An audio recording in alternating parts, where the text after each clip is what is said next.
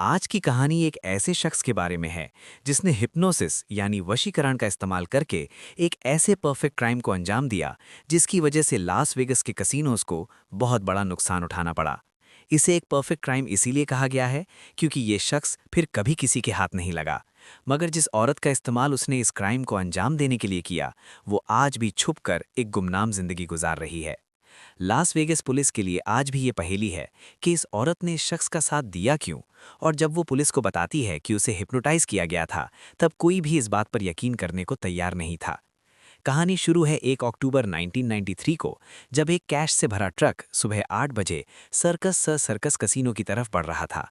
इस ट्रक के अंदर $3.1 मिलियन कैश रखा था और ये पूरा ट्रक $5 और $20 के नोटों से भरा हुआ था। ये कैश लास वेगस के अलग अलग कसिनोज का वीकेंड कलेक्शन था, जिसे 2 गार्ड्स और एक ड्राइवर इस ट्रक में लेकर जा रहे थे। इन दोनों गार्ड्स के नाम थे स्कॉट और स्टीवर्ड, और जो ड्राइवर ये ट्रक चला रही थी उसका नाम था हैदर टॉलचिफ। हैदर अभी महज 21 साल की एक लड़की थी और वो ल्यूमिस कैश सर्विस एजेंसी के लिए ट्रक चलाती थी। उस सुबह ट्रक में बैठा गार्ड स्कॉट एक अजीब बात नोट करता है, और वो बात ये थी कि हैदर ने उस सुबह अपनी ड्यूटी के जूते नहीं बल्कि उसने हिल्स वाली सैंडल्स पहन रखी थी, जैसे वो अपना काम खत्म करने के बाद कहीं जाने वाली हो। बहरहाल ये ट्रक सर्कस कसीनो के पिछले गेट के पास रुकता है और वो दोनों गार्ड्स कैश से भरे बैग्स उठाते हैं और कसीनो के अंदर लगे एटीएम की तरफ बढ़ जाते हैं। ये इन गार्ड्स की ड्यूटी थी कि वो कसीनोज में आके एटीएम्स में कैश भरें और हैदर बाहर ट्रक लेकर उनका इंतजार करती, ताकि अलग अलग कसीनोज में जाकर वो एटीएम्स को भर सकें।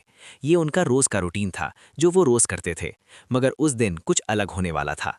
लगभग 8:30 बजे दोनों गार्ड्स एटीएम में कैश भरकर कसीनो से बाहर आते हैं, मगर वहां का नज़ारा देख उनके पैरों तले जमीन सरक गई। वो देखते हैं कि ट्रक वहां से गायब था, और काफी देर इंतजार करने के बाद भी जब ट्रक और हैदर वापस नहीं लौटे तब वो इस बात की खबर ल्यूमिस कैश एजेंसी को कर देते हैं। कहानी में आगे बढ़ने से पहले हमें यह समझना होगा कि इस चोरी की शुरुआत हुई कहां से, कैसे इसकी प्लानिंग की गई और कौन था इस चोरी का मास्टरमाइंड। इस चोरी से लगभग 6 महीने पहले हैदर टॉलचिफ सैन फ्रांसिस्को के एक नाइट क्लब में बैठी थी। क्योंकि इस वक्त उसके पास कोई जॉब नहीं थी और ना ही उसका कोई कमाने वाला था, इसीलिए वो डिप्रेशन में रहने लगी और नशे की आदी हो गई। हैदर ने पिछले 4 साल एक हॉस्पिटल में नर्स के तौर पर काम किया था, और चूंकि वो मरीजों का बहुत अच्छी तरह ख्याल रखती थी इसीलिए वो हर पेशेंट से इमोशनली अटैच हो जाती। कोई ना कोई मरीज इलाज के दौरान मर जाता जिससे उसे बहुत तकलीफ पहुंचती, और इस तरह वो ट्रॉमा का शिकार हो गई, जिसकी वजह से उसे नशे की लत लग गई। इसी नशे की लत की वजह से हॉस्पिटल ने उसे नौकरी से निकाल दिया, और अब वो 21 साल की एक ऐसी लड़की थी जो बेरोजगार, अकेली और नशे की आदी थी। वो बार में बैठी अभी शराब पी ही रही थी कि तभी एक आदमी उसके पास आता है, और इस आदमी का नाम था रॉबर्टो सुलेस, जिसकी उम्र 48 साल थी। क्योंकि रॉबर्टो की पर्सनालिटी काफ़ी चार्मिंग थी और वो कपड़े भी काफ़ी अच्छे पहना था, इसीलिए उन दोनों के बीच बातचीत शुरू हो जाती है। बातचीत के दौरान रॉबर्टो उसे लगातार हंसा रहा था और उसे काफ़ी स्पेशल भी फील करा रहा था, और इसी वजह से हैदर उसे पसंद करने लगी और वो दोनों एक दूसरे को डेट करने लगे। क्योंकि हैदर डिप्रेशन में थी और बिल्कुल अकेली थी, इसीलिए रॉबर्टो उसके लिए किसी वरदान से कम नहीं था। मगर वो रॉबर्टो की उस काली सच्चाई के बारे में नहीं जानती थी जो आगे चलकर उसकी ज़िंदगी बदलने वाली थी। रॉबर्टो एक क्रिमिनल था जिस पर मर्डर का इल्ज़ाम था, और ये मर्डर उसने 1969 में कैलिफोर्निया में किया था। सन 1969 में रॉबर्टो ने उसी ल्यूमिस कैश एजेंसी के ट्रक को लूटने की कोशिश की जहां से हैदर भागी थी, और इस कैश ट्रक को लूटने के दौरान उसने गार्ड लुइस पर गोली चलाई, जिसकी मौके पर ही मौत हो गई थी।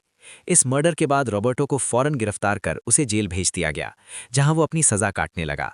मगर रॉबर्टो के पास पोएम्स लिखने का टैलेंट था और वो जेल के अंदर पोएट्रीज लिखने लगा। अब वो जेल में बाकी कैदियों को अपनी लिखी पोएट्री सुनाने लगा, जिससे कैदी और गार्ड्स उसे पसंद करने लगे, और 22 साल बाद 1991 में उसे अच्छे बर्ताव की वजह से रिहा कर दिया गया।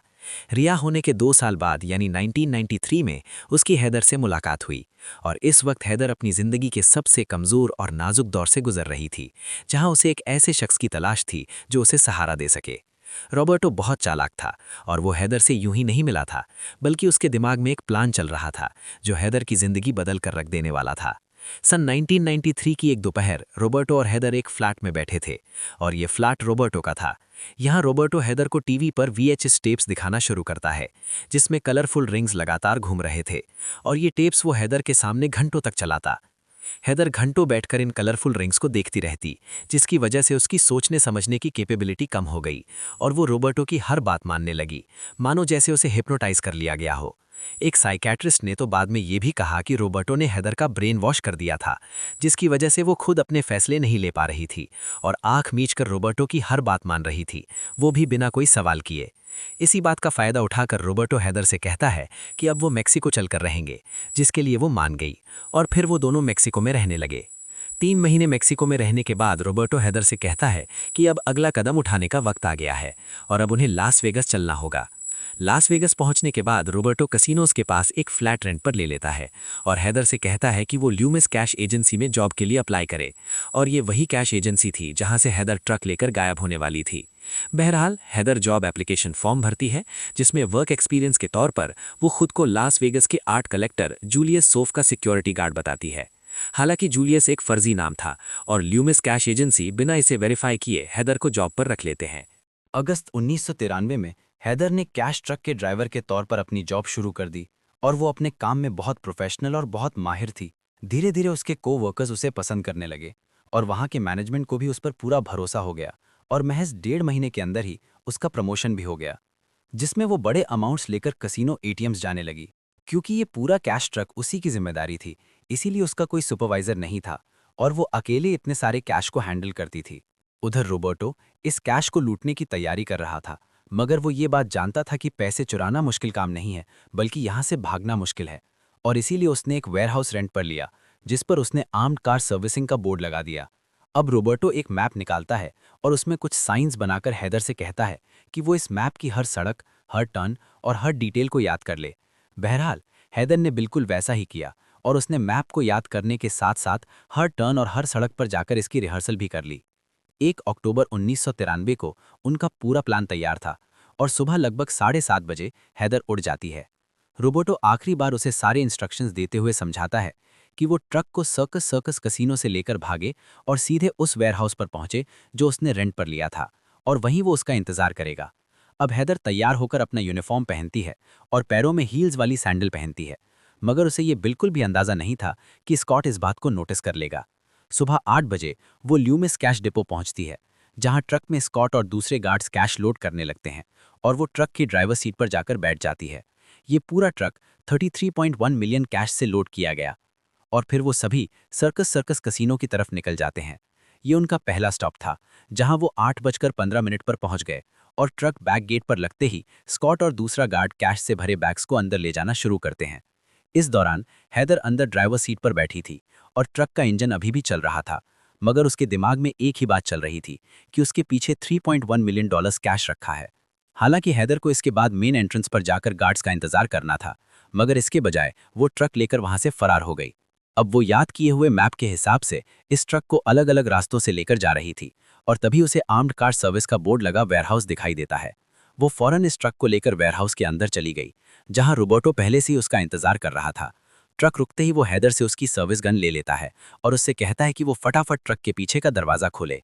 बहरहाल अब वो दोनों मिलकर ट्रक का दरवाजा खोलते हैं, जहां उनके सामने कैश से भरे बैग्स रखे थे, और वो फटाफट ये सारे पैसे दूसरे डब्बों में भरना शुरू करते हैं। वहीं पर रोबर्टो की कार भी खड़ी थी, जिसमें वो ये डब्बे रखता जा रहा था, और इन पैसों को ट्रांसफर करने में उन्हें महज 30 मिनट का वक्त लगा। महज आधे घंटे के अंदर वो दोनों $3.1 मिलियन यानी 26 करोड़ रुपए चुरा चुके थे और वो सीधे एक प्राइवेट रनवे की तरफ निकल जाते हैं, जहां एक प्राइवेट चार्टर प्लेन पहले से ही उनका इंतजार कर रहा था। क्योंकि वो दोनों अपनी पहचान बदलकर भाग रहे थे, इसीलिए हैदर एक बूढ़ी औरत बनकर व्हीलचेयर पर बैठ गई और रोबर्टो इस व्हीलचेयर को लेकर प्लेन में चढ़ गया और उसने डॉक्टर का एप्रन पहन रखा था। कुछ ही मिनटों बाद ये प्लेन डनबर्ग कोलोराडो के लिए टेक ऑफ कर गया और अंदर हैदर खड़ी होती है और अपनी बूढ़ी औरत का मेकअप और विग उतार देती है। प्लेन लैंड होने के बाद जब वो दोनों प्लेन से उतरते हैं, तब पायलट उन दोनों को देखकर हैरत में पड़ गया, क्योंकि प्लेन में तो एक बूढ़ी औरत और एक डॉक्टर चढ़े थे, मगर उतरते वक्त ये दोनों कुछ और ही दिखाई दे रहे थे। एयरपोर्ट के बाहर एक लेमोजीन कार उनका इंतजार कर रही थी और जब तक एफबीआई को इस पायलट के बारे में पता चला, तब तक वो दोनों बहुत दूर निकल चुके थे। अब वो दोनों पुलिस और एफबीआई को चकमा देने के लिए डेनवर से होते हुए अमेरिका के अलग अलग शहरों में जा रहे थे, ताकि कोई उन तक न पहुंच सके। आखिरकार वो दोनों मियामी पहुंच गए और वहां कई महीनों तक रहे, मगर एफबीआई उनकी लोकेशन का पता लगा लेती है। लेकिन जब वो उन्हें पकड़ने वहां पहुंचे, तब तक वो दोनों वहां से भाग चुके थे। उन दोनों को आखिरी बार दिसंबर 1993 में मियामी में देखा गया, जिसके बाद उनका कोई पता नहीं चला। उधर लास वेगस में चोरी के बाद स्कॉट सर्कस सर्कस कसीनो के बाहर खड़ा हैदर का इंतजार कर रहा था और 8:30 बजे जब वो पार्किंग लॉट में जाकर चेक करता है तब वहां कोई ट्रक नहीं था। वो फौरन इस बात की खबर अपने सुपरवाइजर को देता है और सुपरवाइजर पुलिस को कॉल कर देता है। सुबह 10 बजे तक लास वेगस के हर पुलिस स्टेशन में ये खबर फैल चुकी थी कि $3.1 मिलियन कैश से भरा ट्रक गायब हो चुका है और हर जगह हैदर के वांटेड पोस्टर्स लगा दिए जाते हैं। अपनी छानबीन की शुरुआत करते हुए एफबीआई सबसे पहले हैदर की इन्फॉर्मेशन इकट्ठा करना शुरू करती है, जिसमें उन्हें ये पता चला कि हैदर 21 साल की एक लड़की है जो पहले न्यूयॉर्क एक हॉस्पिटल में काम करती थी। हैदर के नाम पर अब तक कोई क्रिमिनल रिकॉर्ड भी नहीं था और जब उसकी फैमिली से पूछताछ की गई तब उन्होंने बताया कि 1990 में वो न्यूयॉर्क शिफ्ट हो गई थी और वहां से वो सैन फ्रांसिस्को चली गई। इसी छानबीन में एफबीआई को रोबर्टो के बारे में भी पता चला, जो मर्डर के इल्जाम में सजा काट चुका था और जेल से छूटने के बाद उसने फिर से एक बार लूमिस कैश एजेंसी को लूटा, मगर इस बार वो कामयाब हो गया। बहरहाल एफबीआई इन दोनों के खिलाफ फेडरल वारंट्स जारी कर देती है, जिसमें उन पर पैसे चोरी करने, हथियार रखने और शहर से भागने के चार्जेस लगाए गए। जगह जगह हैदर के वांटेड पोस्टर्स लगाए जाने लगे और टीवी पर उसे अमेरिकाज मोस्ट वांटेड घोषित कर दिया गया और अब वो उन चुनिंदा औरतों में से थीं जिनका नाम एफबीआई की मोस्ट वांटेड लिस्ट में था। जहां एफबीआई और पुलिस उसे पकड़ना चाहती थी, वहीं उन्हें हैदर की जान का भी खतरा था, क्योंकि वो अभी महज 21 साल की थी और एक मर्डरर के साथ भाग रही थी। सन 1994 में हैदर और रोबर्टो मियामी से सेंट मार्टिन नाम के एक कैरिबियन आइलैंड पहुंचते हैं, जहां वो कुछ हफ्तों तक रहे और फिर वहां से एम्स्टर्डम चले गए। इसी दौरान हैदर ने अपने लिए नकली ब्रिटिश पासपोर्ट बनवा लिया, जिस पर नाम लिखा था डोना मैरी ईटन। नकली पासपोर्ट होने के बावजूद ये काम कर गया और इसी के साथ हैदर ने अपने कई नकली आईडीज और बनाई, जिन पर माइला कैलेंड्रा और हैदर फ्रांसिस जैसे नाम थे। इन नकली आईडीज से उसने ड्राइवर लाइसेंस और क्रेडिट कार्ड्स भी बनाए और ये सभी अलग अलग नाम से थे। एम्स्टर्डम को अब उसने अपना परमानेंट ठिकाना बना लिया था और यहाँ वो अलग अलग काम करने लगी, जिससे किसी को उस पर कोई शक ना हो।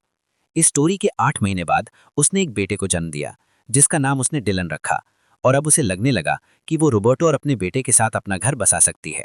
मगर रॉबर्टो के दिमाग में कुछ और ही चल रहा था। वो अभी भी हैदर को लगातार मैनिपुलेट कर रहा था कि वो इस बच्चे को छोड़ दे और आखिर 1995 में अपने बेटे डिलन को लेती है और रॉबर्टो को छोड़कर भाग जाती है। अब वो एम्स्टर्डम में ही अलग अलग एड्रेस बदलकर रहने लगी, मगर रॉबर्टो ने ना उसे कभी ढूंढने की कोशिश की और ना ही कभी उससे कोई कांटेक्ट किया, क्योंकि सारे पैसे रॉबर्टो के पास ही थे। इतनी बड़ी चोरी और इतना बड़ा रिस्क उठाने के बाद भी हैदर के हाथ कुछ नहीं आया और अब वो अलग अलग घरों में मेड के तौर पर काम करके अपना गुजर बसर कर रही थी। हैदर के जाने के बाद रॉबर्टो भी एम्स्टर्डम से गायब हो गया और 1995 के बाद उसे कभी किसी ने नहीं देखा। हैदर को अब एम्स्टर्डम में रहते 12 साल बीत चुके थे और अब उसका बेटा डिलन भी बड़ा हो चुका था। वो स्कूल जाने के साथ साथ गिटार सीख रहा था और स्पोर्ट्स भी खेलता था। मगर हैदर के साथ ये परेशानी थी कि वो ना तो डिलन को सब कुछ बता सकती थी और ना ही अमेरिका में अपनी फैमिली को कांटेक्ट कर सकती थी। डिलन को तो अपनी माँ का असली नाम भी नहीं पता था और वो अमेरिका मोस्ट वांटेड शोज और एफबीआई के मोस्ट वांटेड पोस्टर्स पर अपना चेहरा देखकर बहुत रोती। कई साल बाद भी न्यूज़पेपर्स में कभी कभी उसके बारे में छपता, जिसमें उसे खतरनाक मुजरिम बताया जाता और इस तरह 12 साल निकल गए। डिलन भी अब 11 साल का हो चुका था और उसे देख हैदर यही सोचती कि वो ऐसी जिंदगी बिल्कुल डिजर्व नहीं करता है जिसमें उसे छुपकर रहना पड़े और झूठ का सहारा लेना पड़े। और तब वो एक फैसला लेती है। 12 सितंबर 2005 की सुबह एक औरत लॉस एंजलिस के एयरपोर्ट पर चलते हुए इमिग्रेशन डेस्क पर पहुंचती है। यहां पहुंचते ही वो अपना ब्रिटिश पासपोर्ट निकालती है, जिस पर डोना मेरी ईटन लिखा था, और फिर यहां से वो लास वेगस के लिए प्लेन में बैठ जाती है। 3 दिन बाद यानी 15 सितंबर 2005 को वो लास वेगस के यूनाइटेड मार्शल ऑफिस पहुंचती है और उसके साथ एक लॉयर भी था। ये औरत और कोई नहीं बल्कि हैदर टॉलचीफ थी और वो पुलिस से कहती है कि वो खुद को सरेंडर करना चाहती है। ये देख पुलिस हक्का बक्का रह गई, क्योंकि उन्हें अब हैदर के मिलने की कोई उम्मीद नहीं थी और उन्हें यही लग रहा था कि अब वो मर चुकी है। अब हैदर उन्हें एक एक बात बताना शुरू करती है, जिसमें वो उन्हें इस चोरी की प्लानिंग, वेयरहाउस में पैसों की अदला बदली, कैसे वो यहाँ से भागे और कैसे एम्स्टर्डम में नकली आईडी का सहारा लेकर छुपे रहे। उसका बेटा डिलन अभी भी एम्स्टर्डम में ही है, क्योंकि अब वो नहीं चाहती थी कि उस पर कोई भी मुसीबत आए और उसने उससे वादा किया था कि वो उससे आकर ज़रूर मिलेगी। उसी दोपहर हैदर एक प्रेस कॉन्फ्रेंस में बताती है कि वो क्यों वापस आना चाहती है और उसका कहना था कि अब वो भागते भागते थक गई है। उसके मुताबिक किसी दूसरे नाम से जीना जेल में रहने के बराबर है और अब वो आज़ाद होना चाहती है। प्रेस कॉन्फ्रेंस में उसने ये भी कहा कि वो अपनी कहानी को किसी बुक पब्लिशर या मूवी मेकर को बेचना चाहती है, ताकि इससे जो भी पैसे आएं वो उन्हें लूमिस कैश एजेंसी को वापस कर सके। प्रेस कॉन्फ्रेंस के बाद अब FBI उससे पूछताछ शुरू कर देती है, जिसमें उनका सबसे पहला सवाल था कि रॉबर्टो सोलिस कहाँ है। इसके जवाब में हेदर बताती है कि वो इस बारे में कुछ नहीं जानती, क्योंकि वो दोनों 1995 में ही अलग हो गए और तब से उन दोनों के बीच ना तो कोई बातचीत हुई है और वो ये भी नहीं जानती कि वो जिंदा है या मर गया। अब FBI उससे चोरी हुए पैसों के बारे में सवाल करती है कि $3.1 मिलियन कहाँ हैं, जिसके जवाब में हेदर का कहना था कि सारे पैसे रॉबर्टो ले गया और उसके पास कुछ भी नहीं है। 30 मार्च 2006 को लास्ट वेगस के फेडरल कोर्ट में हेदर का ट्रायल शुरू हुआ, जिसमें हेदर पर पैसे लूटने, नकली पासपोर्ट रखने और देश से भागने के चार्जेस लगे और इसकी कुल सजा थी 40 साल।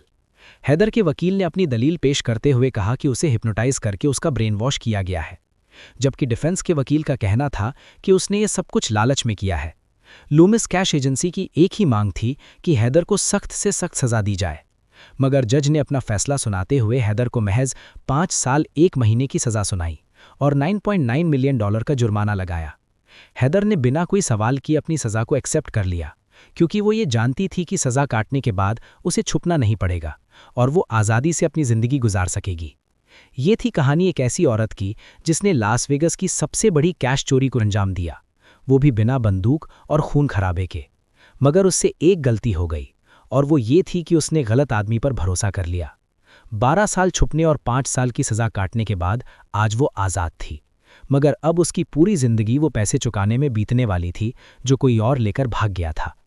रॉबर्टो हमेशा के लिए गायब हो गया, जिसके बाद उसका कभी कोई पता नहीं चला और सिक्योरिटी गार्ड स्कॉट आज भी वो दिन नहीं भूलाए जिस दिन ये सब कुछ हुआ था। आपको ये कहानी कैसी लगी कमेंट सेक्शन में लिखकर ज़रूर बताएं। ये तो सिर्फ शुरुआत है, असली कहानियाँ अभी बाकी हैं। ऐसे ही अनोखे किस्से चाहते हो तो द यूनिक को सब्सक्राइब करना मत भूलना। मिलते हैं नेक्स्ट वीडियो में।